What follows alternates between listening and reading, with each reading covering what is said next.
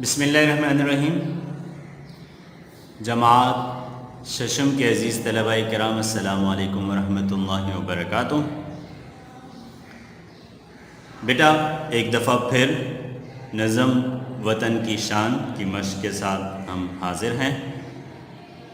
اس وقت جو آپ منظر دیکھ رہے ہیں یہ سبق وطن کی شان کے سر ورق کا ہے، ٹھیک ہے۔ آپ اس طرز پر سر ورق بنا سکتے ہیں انشاءاللہ، ٹھیک ہے۔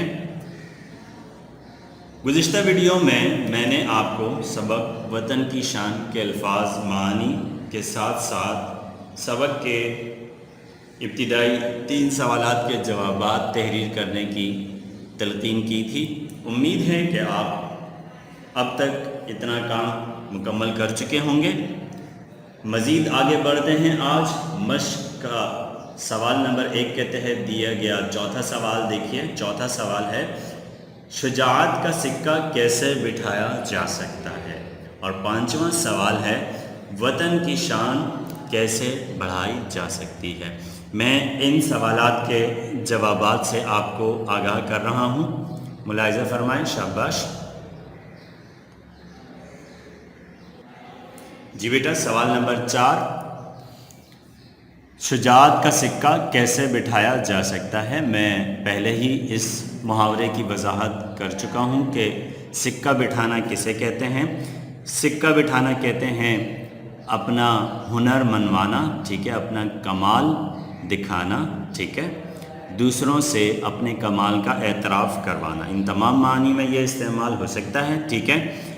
تو سوال نمبر 4 کا جواب دیکھیے۔ ملک و ملت کی خاطر، ملک و ملت کی خاطر یعنی قوم اور ملک کی خاطر بہادری کا مظاہرہ کر کے اپنی شجاعت کا سکہ بٹھایا جا سکتا ہے۔ ملک و ملت کی خاطر بہادری کا مظاہرہ کر کے اپنی شجاعت کا سکہ بٹھایا جا سکتا ہے، ٹھیک ہے۔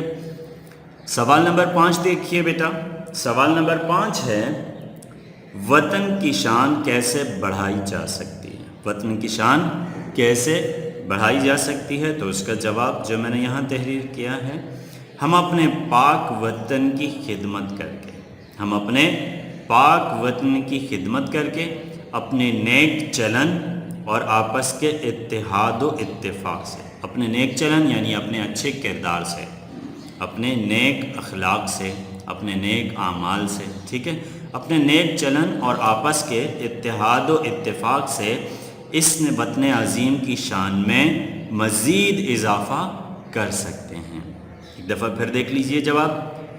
ہم اپنے پاک وطن کی خدمت کر کے، اپنے نیک چلن اور آپس کے اتحاد و اتفاق سے اس وطن عظیم کی شان میں مزید اضافہ کر سکتے ہیں۔ اس طرح سوال نمبر 1 کے تحت دیے گئے ابتدائی 5 سوالات کے جوابات سے آپ آگاہ ہو چکے ہیں، ٹھیک ہے۔ آپ انشاءاللہ اسی طرز پر یہ جوابات تحریر کر لیں گے۔ اچھا بیٹا، میں آپ کو ایک بات اور بتاؤں۔ مشق کے تحت سوال نمبر 4 دیکھیے۔ مشق کے تحت سوال نمبر 4 دیکھیے۔ خالی جگہیں مکمل کریں کے بعد جو سوال آ رہا ہے وہ دیکھیے۔ سوال نمبر 4 ہے نظم میں بچوں کے لیے کیا پیغام موجود ہے۔ سوال نمبر 4 صفحہ نمبر 34 پہ دیا گیا ہے۔ صفحہ نمبر 34 پہ سوال نمبر 4 ہے نظم میں یعنی اس نظم وطن کی شان میں بچوں کے لیے کیا پیغام موجود ہے، ٹھیک ہے بیٹا۔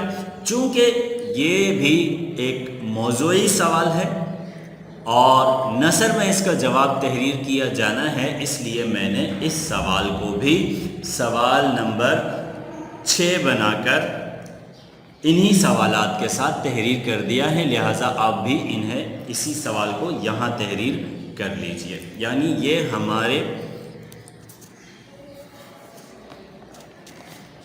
ہماری مشق کا یہ سوال نمبر 6 ہوگا، ٹھیک ہے۔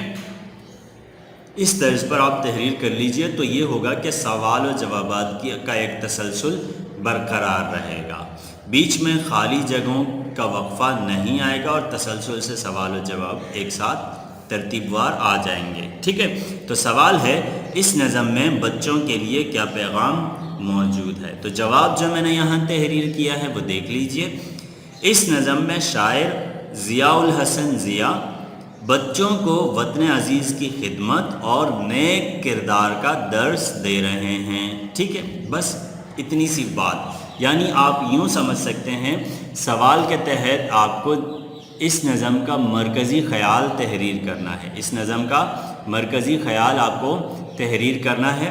تو دیکھیے اس نظم میں بچوں کے لیے کیا پیغام موجود ہے؟ تو جواب ہے اس نظم میں شاعر ضیاء الحسن ضیاء بچوں کو وطن عزیز کی خدمت اور نیک کردار کا درس دے رہے ہیں۔ درس دے رہے ہیں یعنی ان کو تلقین کر رہے ہیں یا سبق دے رہے ہیں۔ ٹھیک ہے، اس طرح ہم نے سوال نمبر 1 کے تحت دیے گئے 5 سوالات اور سوال نمبر 4 کا جواب تحریر کر لیا ہے۔ ٹھیک ہے، اب بڑھتے ہیں حصہ معروضی کی جانب۔ صفحہ نمبر 33 سوال نمبر 2 حصہ معروضی سے ہم مزید آگے بڑھتے ہیں۔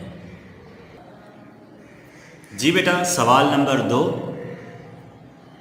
حصہ معروضی کا یہاں سے آغاز ہو رہا ہے۔ ٹھیک ہے، سوال نمبر 2 ہے سبق کے حوالے سے درست جواب پر درست کا نشان لگائیے۔ آپ اس سوال کو اس طرز پر تحریر کریں گے کہ درست لفظ کا انتخاب کر کے جملہ مکمل کیجیے، درست لفظ کا انتخاب کر کے جملہ مکمل کیجیے۔ چونکہ آپ یہ آپشنز نہیں لکھ رہے لہٰذا آپ جملہ مکمل کر کے تحریر کریں گے۔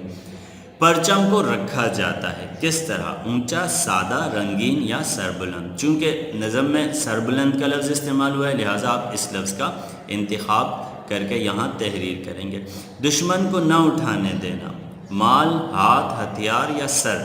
تو نظم کے مطابق سر کا انتخاب کرنا ہے۔ جوہر دکھاتے چلو، بہادری کے، علم کے، ہمت کے یا عظمت کے؟ تو جناب بہادری کے۔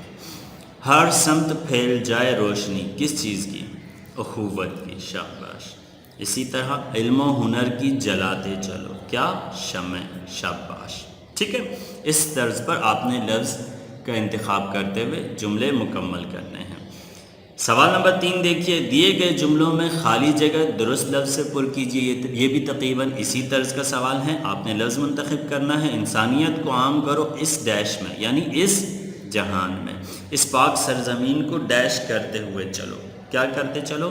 اس پاک سرزمین کو سجاتے ہوئے چلو۔ ٹھیک ہے، صفحہ نمبر 34 کی جانب بڑھتے ہیں۔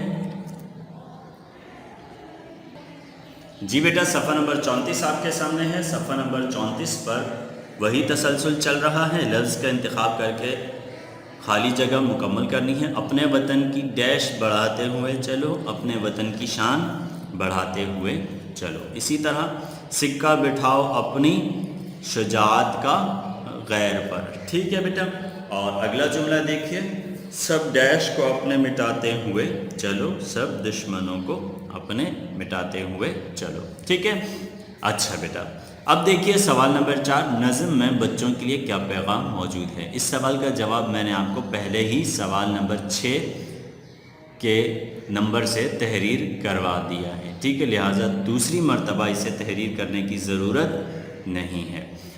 سوال نمبر 5 دیکھیے، نظم کے ان اشعار کو سادہ نثر میں تبدیل کیجیے۔ نظم کے ان اشعار کو سادہ نثر میں تبدیل کیجیے۔ اب دیکھیے بیٹا، 2 اشعار آپ کو دیے گئے ہیں۔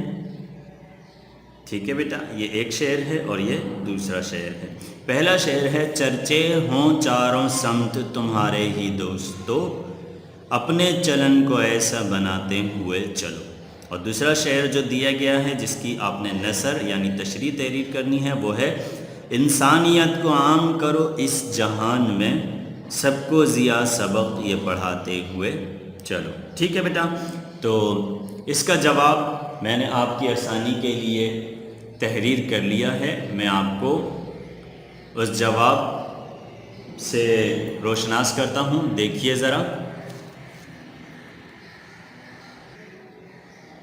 جی بیٹا، آپ دیکھ رہے ہیں سوال نمبر 9 کے نمبر سے میں نے اسے تحریر کیا ہے۔ دراصل یہ کتاب کا 5واں سوال ہے لیکن ہماری کاپی کا یہ 9واں سوال ہوگا۔ ٹھیک ہے، دیے گئے اشعار کو نثر میں تبدیل کیجئے.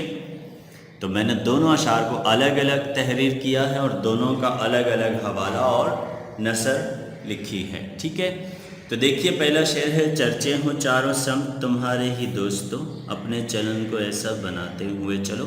یہاں آپ کو یہ علامت عین کی نظر آ رہی ہے، دراصل یہ شعر کی علامت ہے. ٹھیک ہے، کہیں بھی شعر تحریر کیا جاتا ہے تو اس سے پہلے یہ علامت تحریر کی جاتی ہے. ٹھیک ہے، اب چونکہ ہر شعر کے ساتھ ہمیشہ آپ حوالہ تحریر کرتے ہیں تو حوالہ دیکھیے. حوالے میں نے آپ کو پہلے بھی یہ بات بتائی تھی، کم از کم 3 باتوں کی وضاحت ہونی چاہیے بیٹا. ایک، نظم کس کتاب سے لی گئی ہے. دوسرا، نظم یا غزل جو بھی ہے یا شعر جو بھی ہے یہ کس نظم سے لیا گیا ہے، نظم کا عنوان کیا ہے. ٹھیک ہے، اور تیسرا، شاعر کا نام کیا ہے. یعنی 3 چیزوں کے آپ وضاحت کریں گے. کتاب جس سے یہ شعر لیا گیا ہے یا جس سے یہ نظم لی گئی ہے، اور نظم کا عنوان جس سے یہ شعر لیا گیا ہے وہ کیا ہے، اور تیسرا شاعر کا نام کیا ہے. یہ 3 باتیں آپ حوالے کے تحت واضح کرتے ہیں. تو یہاں جو حوالہ میں نے لکھا ہے وہ ہے مذکورہ بالا شعر. مذکورہ بالا اوپر کو کہتے ہیں، یعنی اوپر ذکر کیا گیا شعر ہماری جماعت ششم کی درسی کتاب کی نظم وطن کی شان سے ماخوذ ہے. ماخوذ ہے یعنی کہ لیا گیا ہے، اخذ کیا گیا ہے. ٹھیک ہے، مذکورہ بالا شعر ہماری جماعت ششم کی درسی کتاب کی نظم وطن کی شان سے ماخوذ ہے. درسی کتاب یعنی جو درس کے طور پر، سبق کے طور پر جو کتاب ہم پڑھ رہے ہیں اس سے لیا گیا شعر ہے یہ، جس کے شاعر جناب ضیاء الحسن ضیاء ہیں. ٹھیک ہے، حوالہ اچھی طرح سمجھ آ گیا آپ کو. اب نثر دیکھیے بیٹا. نثر ہے، اس شعر میں شاعر اہلیان وطن کو یعنی وطن کے رہنے والے لوگوں کو نصیحت کر رہے ہیں کہ تم اپنے کردار کو اتنا نیک اور پاکیزہ بنا لو، اتنا اچھا اور اتنا صاف ستھرا بنا لو کہ ہر طرف تمہاری اور تمہارے کردار کی شہرت پھیل جائے اور لوگ تمہیں اس کردار سے پہچانیں.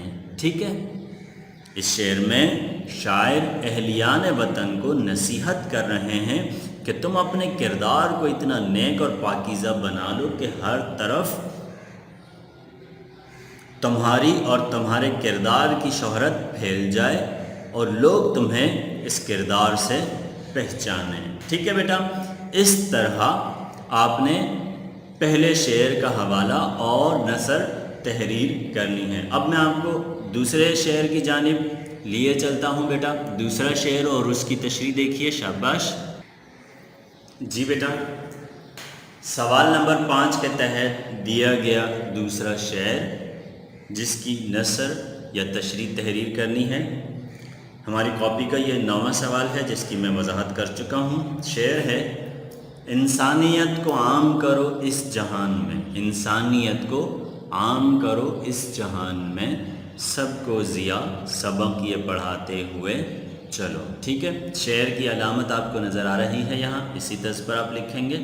شعر لکھتے ہوئے فاصلہ رکھنے کی ضرورت نہیں ہے. ٹھیک ہے، اچھا اب حوالہ دیکھ لیجئے، بالکل اسی طرز پر ہے. مذکورہ بالا شعر یعنی اوپر ذکر کیا گیا شعر بھی ہماری درسی کتاب کی نظم وطن کی شان سے لیا گیا ہے، جس کے شاعر جناب ضیاء الحسن ضیاء ہیں. ٹھیک ہے، اب تشریح دیکھیے بیٹا. تشریح ہے، تحریر کردہ شعر میں، تحریر کردہ شعر میں یعنی لکھے گئے شعر میں جو ہم نے اوپر لکھا ہے، اس شعر میں شاعر خود کو مخاطب کرتے ہوئے، خود کو مخاطب کرتے ہوئے یعنی اپنا نام، اپنا تخلص ذکر کرتے ہوئے یہ تلقین کر رہے ہیں، یعنی یہ نصیحت کر رہے ہیں کہ انسانیت کی خدمت اور نیک اخلاق کو اپنا شعار بنا لو. اپنا شعار یعنی اپنا طریقہ اور اپنی عادت بنا لو، اپنی پہچان بنا لو. ٹھیک ہے، تلقین کر رہے ہیں کہ انسانیت کی خدمت اور نیک اخلاق کو اپنا شعار بنا لو اور لوگوں کو بھی ہمیشہ اسی کا درس دو کہ وہ بھی دوسروں کا لحاظ رکھیں اور کام آئیں. ٹھیک ہے، پھر دیکھ لیجئے. تحریر کردہ شعر میں شاعر خود کو مخاطب کرتے ہوئے یہ تلقین کر رہے ہیں کہ انسانیت کی خدمت اور نیک اخلاق کو اپنا شعار بنا لو اور لوگوں کو بھی ہمیشہ اسی کا درس دو کہ وہ بھی دوسروں کا لحاظ رکھیں اور کام آئیں. ٹھیک ہے، اس طرح بیٹا آپ نے آج کے اس درس میں سوال نمبر 1 کے تحت دیے گئے سوال نمبر 4 اور 5 سے آگاہی حاصل کی. اسی طرح سوال نمبر 4 سے دیے گیا مزید ایک موضوعی سوال نظم میں بچوں کے لیے کیا پیغام موجود ہے، اس سے آگاہی حاصل کی. اور حصہ معروضی میں سوال نمبر 2، 3 کے تحت دیے گئے خالی جگہوں کو آپ نے مکمل کیا. اور اسی طرح سوال نمبر 5 کے تحت دیے گئے دونوں اشعار کی تشریح سے متعلق آپ نے آج پڑھا. تو آج کا آپ کا کام، آپ سوال نمبر 1 کے تحت دیے گئے سوال نمبر 4، 5 اور اسی طرح سوال نمبر 6، ٹھیک ہے، وہ تحریر کریں گے. پھر اس کے بعد آپ سوال نمبر 2 کے تحت دیے گئے خالی جگہ اور سوال نمبر 3 کے تحت دیے گئے خالی جگہ کو مکمل کریں گے. اور اسی طرح آپ سوال نمبر 5 کے تحت دیے گئے ان دونوں اشعار کی نثر بھی آج ہی تحریر کریں گے. ٹھیک ہے بیٹا، انشاءاللہ اگلی ویڈیو میں مزید آگے بڑھیں گے. دعاؤں میں یاد رکھیے گا. السلام علیکم ورحمۃ اللہ وبرکاتہ.